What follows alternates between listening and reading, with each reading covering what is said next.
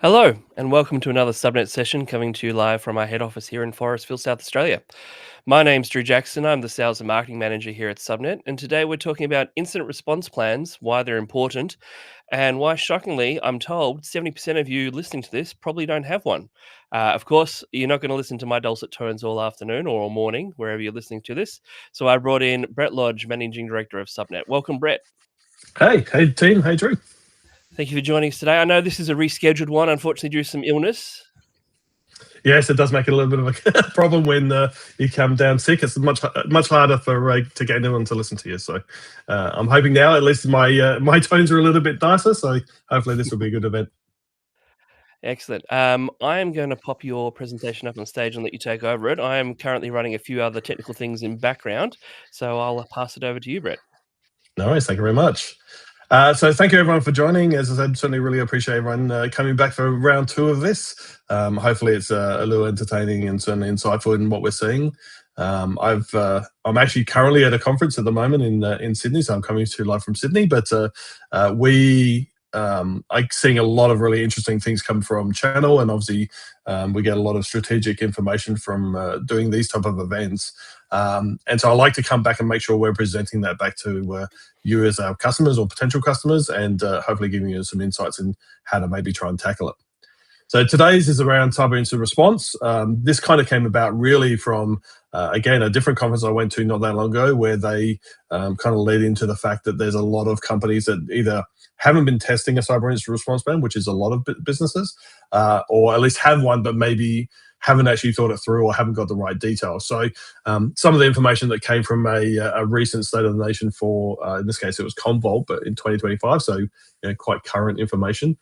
So obviously we all know that obviously cyber incidents cause downtime, cause loss, cause penalties, all these type of things that are bad.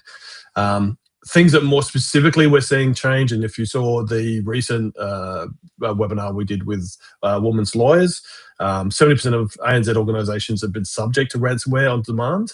20% of these stated that they've paid for ransomware, which is kind of interesting and something that is kind of down in that next point. So despite 54% of ANZ companies having a no payment ransomware policy, when attacked, 15% of those paid anyway. So this is certainly something that, as I said, when we were talking to the team, Paul at Women's Lawyers, one of the things that is really here now today is having to start acknowledging and being able to report on when you do pay ransomwares. So no longer can be done in the back rooms, and obviously trying to get your data back is what the key goal is there. But this is going to become more and more prevalent, and you're going to have to acknowledge that that's what's happening. And so that's certainly something that we're seeing more of. 68% of organizations believe that doing business AI solutions increases the likelihood of a cyber breach, but it hasn't really stopped. And we're definitely seeing a lot of this. I think we can kind of go with a whole different session on this, but with AI especially, it's very much a suck it and see approach is what we're seeing most businesses do. No one's kind of really put the nail in on exactly how to make money or exactly where to leverage it. So we're seeing a lot of businesses kind of going through the path of let's just give it a shot and see what benefits we get out of it. Obviously an approach, but unless you've got that good governance or good framework behind that, that can also lead to very quickly releasing a lot more information than you expected to by going through the AI stuff. Down the bottom here is the thing that I think Drew was alluding to. So again, through this survey, the thing that kind of really sparked all this is 70% of businesses in Australia said that they had incident response plans in place. So that's kind of good news. But 30% test all aspects of their environment as part of the incident response plan, and only 19% only test mission or critical workloads. And the thing with incident response plans is also who's testing those. We obviously see a lot where maybe an exec team or maybe part of the business is doing a test, but it's when you actually, because obviously cyber incidents can happen to anyone at any time, at any location, it's thinking through some of those things and testing some of those things is really going to be important, as we'll talk a little bit later. The other good thing, which I must admit I do like bringing up in these, everyone has a plan until they're punched in the mouth. I think you'll see this more and more as we go through this process. Without the testing, even if you do have a plan, you really don't know how it's going to go. We all think we know, and then suddenly an event happens, and you very quickly find out that maybe we haven't gone through the testing, or maybe we haven't thought through all the incidents as much as we should have. So definitely something to keep in mind, and again, something that we're going to really try and focus on through this presentation. I guess hopefully most people will understand this. I did want to just, I guess, highlight for those that haven't really gone into or haven't really looked at incident response plans. The idea of an incident response plan is really trying to simplify that decision-making process during an incident. The last time you want to be coming up with what your process is or what your plan is while everything's on fire.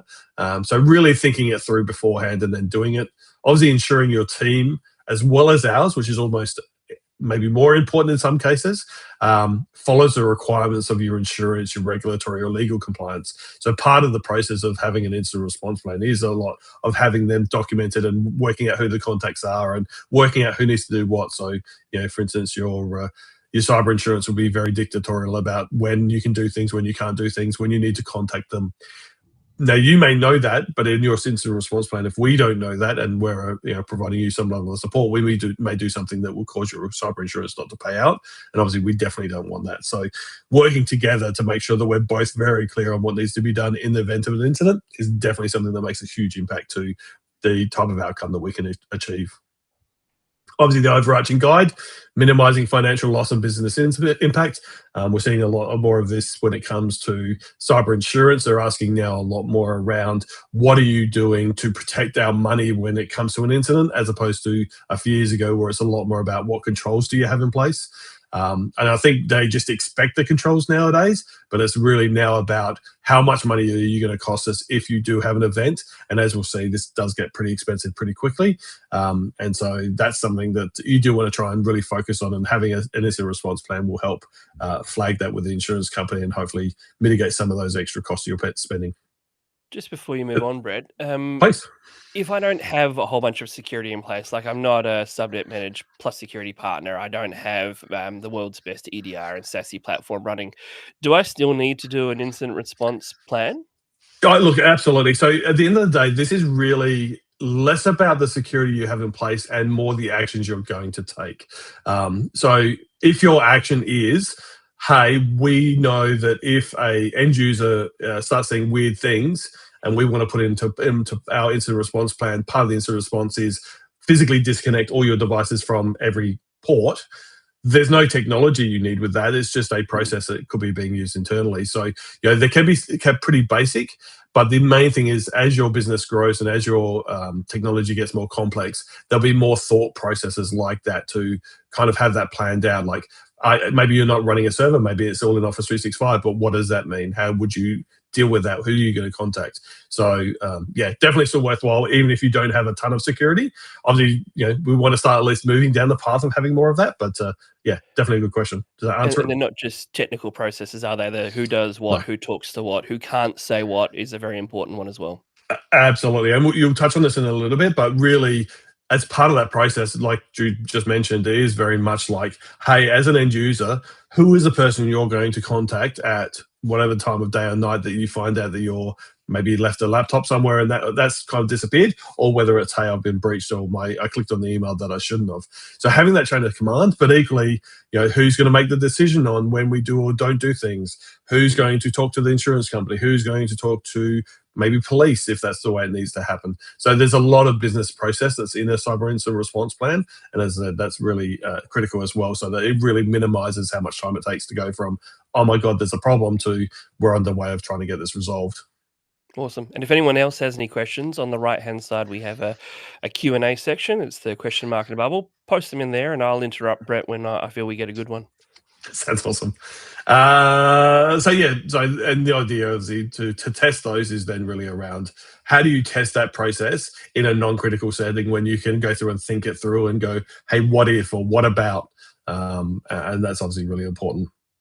Obviously improves your chances of getting cyber insurance from the first place, so that's definitely a plus, and something we'll talk more about in a second. So obviously the thing is to try and reduce your outage timeline, and obviously your recovery expectation. But one of the things that came through in this survey that I was actually really interested to find out and kind of dismayed to a certain point is some of the expectation that kind of comes from that.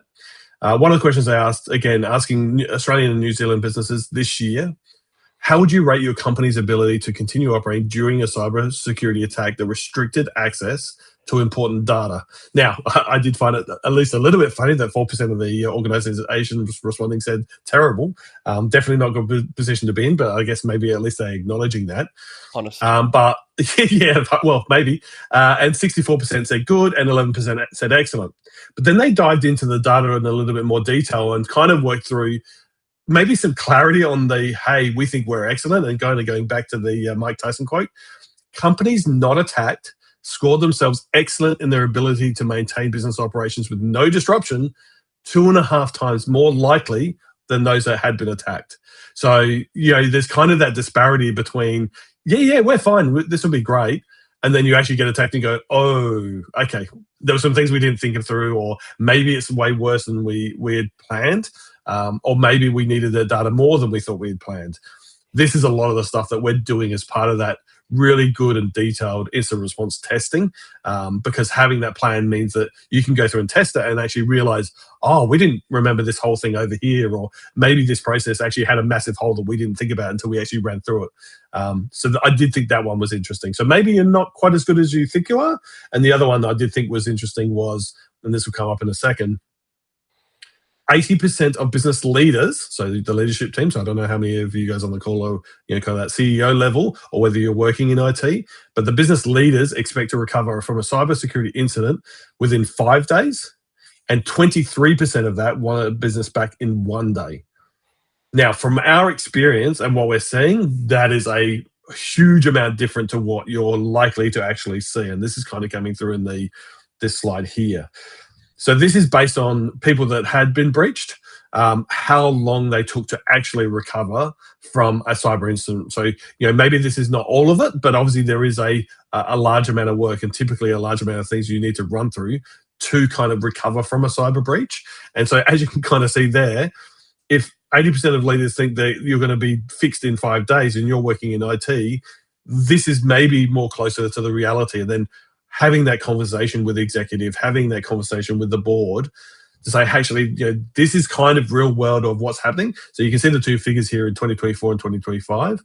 I think it's interesting to note that in 2024, the length of time was a lot longer. And I think as people come to grips with what that is, so having over 15% of those responded still in some sort of response within 6 months or after 6 months. As we're getting more mature, that is definitely coming forward.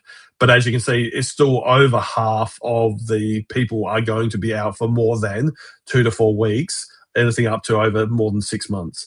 And so that's definitely in our experience.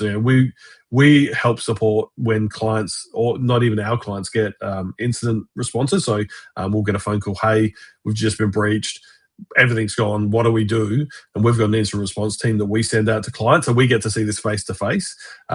Hopefully they never, fingers crossed, and touch wood, doesn't have to manage service clients, because obviously we're doing a lot of stuff to make sure we're protecting that. But this is very similar, I guess, to what we're seeing. Certainly a week or two is very, very common. And even after that, you're going to have certain levels of issues way past a couple of weeks. And it obviously depends on what the impact is of that. So, if it's just a basic incident in the sense that maybe someone emailing out a customer list to all their sales team or to someone else that they didn't expect outside of the company, to, hey, I've actually had a cyber incident. And one recent one that we help support, they literally got in the business maybe less than a day, but they had they had malicious code on TVs, on machinery, on literally every single part of the organization, which does make it very hard, not only to get your data back, but also to remediate and stop that entity getting back in. So it does take a lot of time and effort, and that's something you at least need to have a conversation about with your executive team, with the board, to make sure you're kind of on the same page. Yeah, I spend a lot of time talking with our customers around where they're trying to achieve as an IT manager this outcome, and they know they need to, reduce those gaps around recovery time frame. But when you take it up to senior management, they see a cost, right? So this is that Yeah. conversation around showing that value. Well, how long do you want us to be out if we get a major breach? Well, you say 2 hours. Well, that means we have to buy these widgets, we have to get this service, we have to do these processes, we have to make these changes now before bang. Yeah, that's right. And look, while I think everything you're just talking about is a very large part of this. There's a lot of protections you could put in place, and you really should be putting in place. One of the things that came from the survey I just took a photo of literally about an hour ago in one of the sessions was only 27% of Australian organisations have implemented the security controls in the Essential Eight. Now, the Essential Eight is the very bare basic eight controls that are really, really important, and 27% of Australian businesses have only implemented that. And so I guess what that does, that definitely lengthens the amount of time, but also makes it a lot more likely you're not going to be able to get through or recover all of your information potentially if you're not doing some of those basic controls. So there's an element of if they really, really want to get in, there is obviously a pretty good chance that they can get in, but you can really, really dramatically impact how much they can get into and what they can see and how much they can affect, which will then dramatically reduce the amount of time it's taken to actually do that recovery. So it definitely makes a big impact. But yeah, going in and saying I'm going to have all of my systems back within 20 minutes, probably not all that likely considering the amount of scope and the amount of details that are involved. But yeah, good point. So I wanted to give you a list. If you haven't already got your incident response plan, obviously you can go to the famous ChatGPT or something else to try and do that. I do find that there is probably a lot of things that isn't generic or shouldn't be generic in an incident response plan. So it is very hard for a generic document to kind of come up with something. It can certainly ask you the questions. So on the screen now, you can kind of see a very basic starting point. Now, one obviously we recommend, and obviously the Australian government recommend cyber.gov.au. So the QR code on screen basically points you to that website, which gives you kind of an understanding of the types of things you want to think about. But essentially, really what it boils down to is when you're building an incident response plan, assemble a cross-functional team. It should not just be the IT guys sitting in a room doing a thing, or the other side, just an executive team or a board doing something. It does need to be different parts of the business because they will come up with different use cases, different things that are happening that maybe you won't see. And you do need to really think more than just about IT. As we said at the very start, it is very much about the entire business. And so having elements of each of the teams in there is definitely a big part of this. Document and then update the plan. Can't tell you how many times we've got a basic document that was created in 2005 or some sort of legacy document that doesn't actually relate. Now, if you're doing incident response testing, which is obviously part of what we're talking about today, you'll know that. But certainly coming up with a plan and then reviewing it, because as your business grows and evolves and changes, you need to make sure these documents are doing that. Whether it's even as simple as every year when you do your cyber insurance renewal, if you're getting cyber insurance, update the plan at the same time, because obviously your policy will change. Unfortunately, typically for the worst from what we're seeing, prices go up and coverage goes less. So making sure you're updating your policy at the same time is very important. And then ideally, again, something we see, like I just mentioned before, essentially being still relatively low adoption, which is crazy to me. Having more, especially at that larger end, having set frameworks, ISO, NIST, even if you're not going through and completing the full audits. In our case, we actually want to make sure we're protecting your information as well as ours. So we get our ISO audits every year. Obviously, we even get Essential 8 Maturity Level 3 audits every year. But even if you're not doing that, having a framework to help guide you through the process and actually understand information security better, because there's things in that framework that you go, oh, I didn't actually think about this. Definitely a good plan, and obviously may not necessarily even cost you that much money. In the plan that obviously is on that link, so something that we'll talk through a little bit in here is obviously around how you break this up and how you think about it. So, doing your preparation, having an incident response plan, having playbooks. So if you haven't worked in IT, so it's something that we do a lot. We've definitely got a lot of cyber incident playbooks for managed service clients of ours. And a playbook is really around building out processes and actions that you're going to take if this event happens. So your playbooks could be something as simple as what do you do with the backup tapes, making sure you're taking them off site or making sure you're protecting. But each part of that process, if you've got a playbook for what happens if someone loses a laptop, to what happens if someone sends an email out with all the wrong data, to what happens if we have a cyber incident and a breach happens on a server or a PC or whatever. So you actually start documenting some of those over time, makes a big difference. Obviously, then you have people that come into your organization. If a IT manager's 2 days in, what are they likely to do if you have a cyber incident 2 days in? Probably something not so good if you don't have a playbook. And if you do have a playbook and they know where to go, at least they don't need to remember off the top of their head, and you've got all those details ready to go. Those playbooks may also include some of the incident response stuff. So, part of the playbook is, I'll call the insurance company at this particular time. Here's the contact details. Here's the things. You're not trying to, while your servers are down, look up the documents.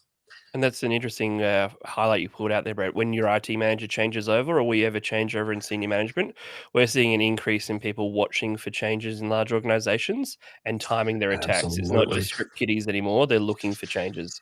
Yeah. So LinkedIn is obviously a huge part of that.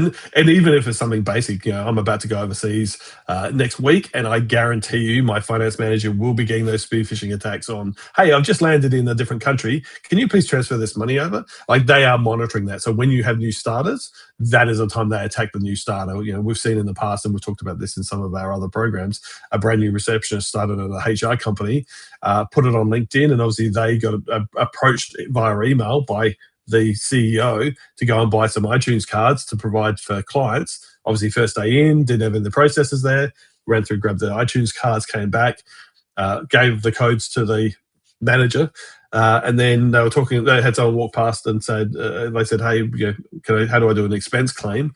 And obviously, unravelled that they weren't actually talking to the right person. So, IT manager coming in, knew someone on the board, knew someone in exec. Perfect time to attack. And obviously, as I said, if you haven't got your plans in place, very good time to have a lot of bad things happen all at the same time.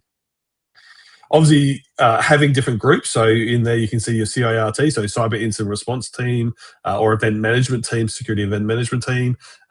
Having groups of people that can work together in the event of an incident is going to be a lot better than having one person running around with a truck with a head cut off.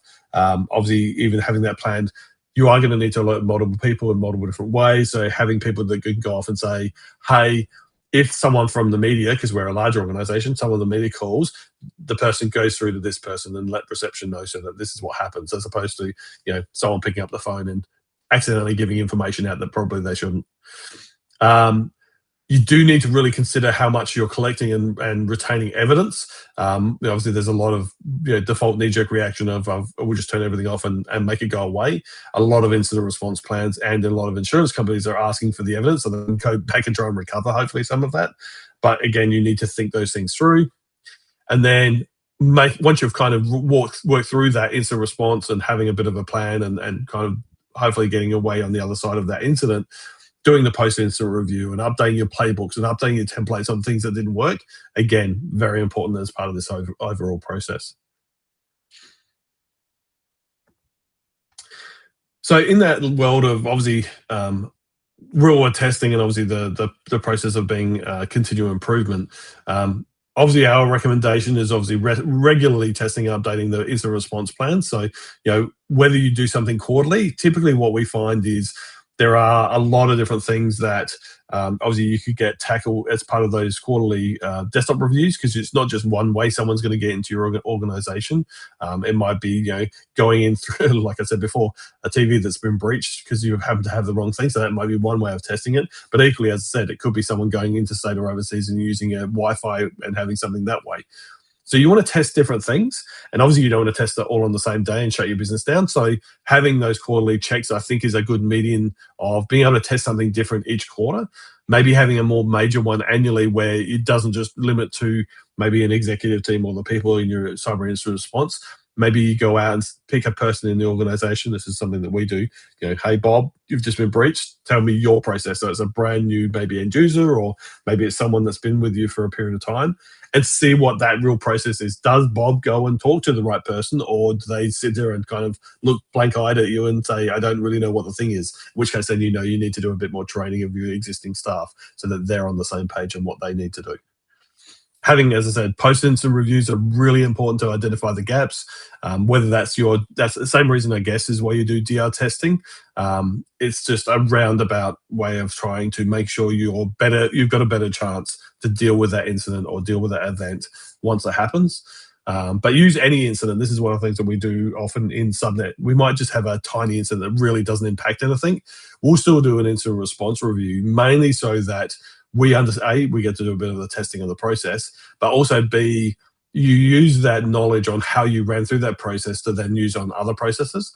So it's quite a good, I guess, thing to do just to improve your skills on detecting and thinking through that process of how do we run this process, how do we use this thing, and how do we actually improve, how do we implement the steps to improve.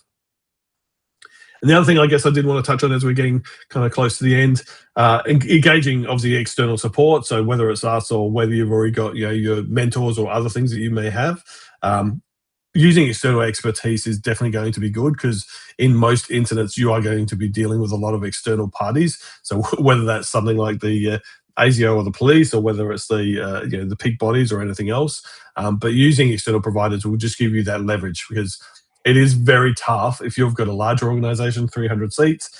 How do you deal with all those things all at once, all internal, and you haven't had to deal with it as often? So typically with third parties like us, we've actually been through this process multiple times. We know how to work with insurance companies, and that can definitely help out if you've got the capability. Obviously, if you're a managed client, that automatically comes with it, but certainly something, there are third parties that will take retainers and help you out if you do have an issue with a cyber incident. In our case, again, this is not a sales slide. Generally, I fly around, but I just thought this might be interesting. I don't know how many of you guys are working with us currently, but this is kind of how we look at our environment, our system. So obviously the attack surface, the thing that people want is either people's information or people's money, and that kind of sits right at that very center. And then when you see how they come in and what they try and use to come in, it's either typically through a breach in people or infrastructure or the software and applications. Then in the second outer ring, you're talking about those specific details on how they're going to come in. So our managed services, the way we look at this is trying to put things in place in each and one of those different areas to make sure you're protected holistically on, I guess, any type of event that could likely happen in your environment. So whether that's people not answering an email they shouldn't with end user phishing as a service, so we actually test that process, to maybe something around DR testing as a service to make sure that if there is a major event, you lose all your data, you have a good chance of getting that back. Obviously, we do think about things like the Essential 8. So each piece of that Essential 8 is in our managed services. So you can tick a box to make sure you've covered off each of those different pieces. Obviously, part of this would be part of your internal process.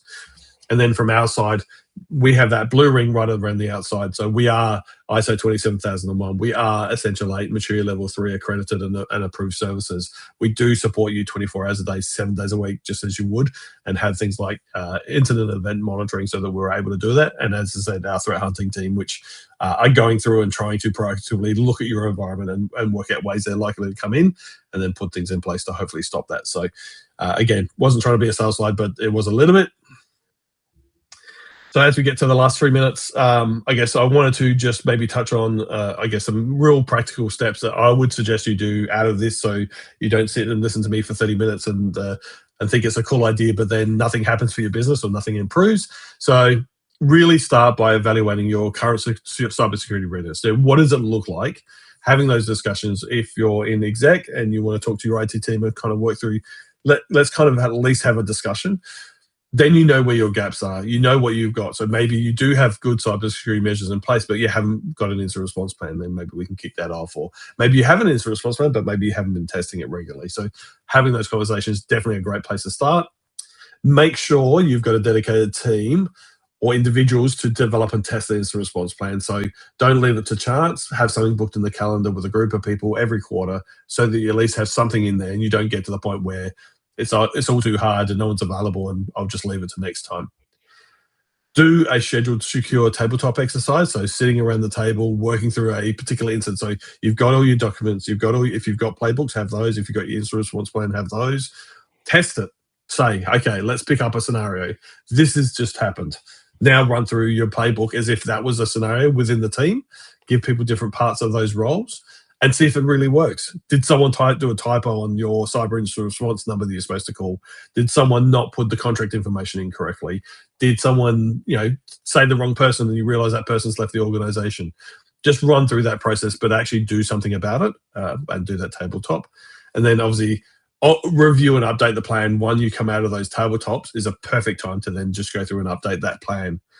Now, you don't have to do that alone. So if this has been a little overwhelming, because I certainly know cyber incidents and this type of detail can be, for November, so starting in 1 day, 2 days, we have a special. Obviously, you can sign up for this today, but if you want us to come in and try and help out, we'll build a small package which we've discounted around either reviewing your current incident response plan. So let me, kind of run through your current plan and kind of get a bit of detail and give you maybe some highlights that things that are missing, or help you create a new incident response plan. So if you haven't already started this journey, we'll help you actually build one out, and then we'll help you facilitate your first tabletop exercise and spend a couple of hours with you and the team actually running through that process for under $1,000. So I think that's a ton of value. Obviously, we don't make a ton of money on that because there's a lot of time and investment in that, but certainly something that I think we really want to give back. A part of our core values is giving back to the community, and this is kind of part of that process. So if you don't have one,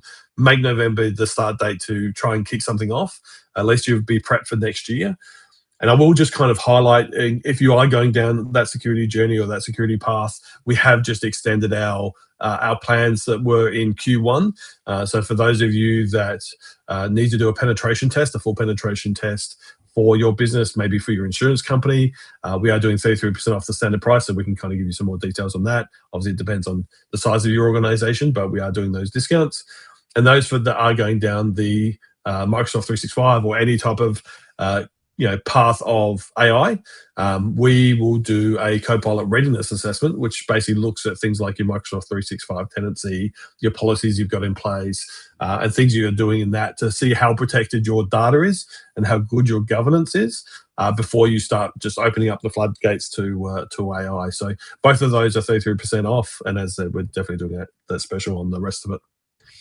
Yeah, I think for me, part of the real value in the assessment around the instant response is that tabletop session where we come in and we see a incident response every fortnight around here.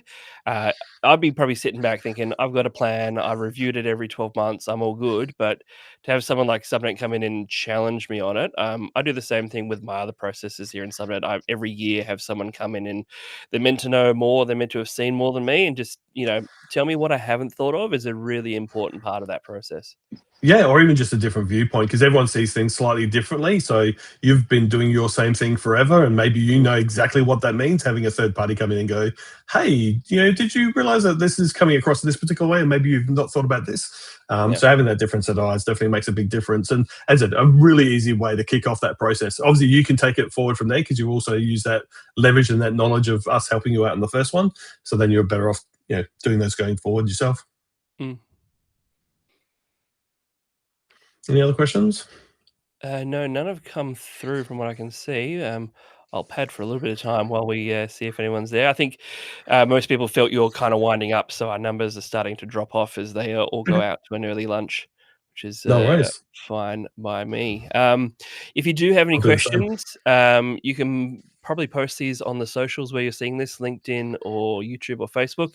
They'll come back to myself and the sales team to answer on your behalf or get one of our security experts in stage. If you'd like to see some of our other subnet sessions, we've been running this for almost a year now. It's a year in December. We've got over 1,000 people have watched these sessions as well, and we've done a range of them over the past year. There's other security ones. There's the one that Brett referred to about the Privacy Act with our lawyer friends. There's a lot of good value in that link up there if you want to click on see other sessions.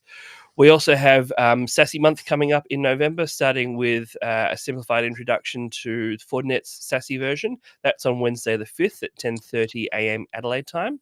And after that, we actually have Jarman from Fortinet themselves doing an actual technical deep dive walkthrough, hands-on, ask him any tricky question you want, see if you can stump him.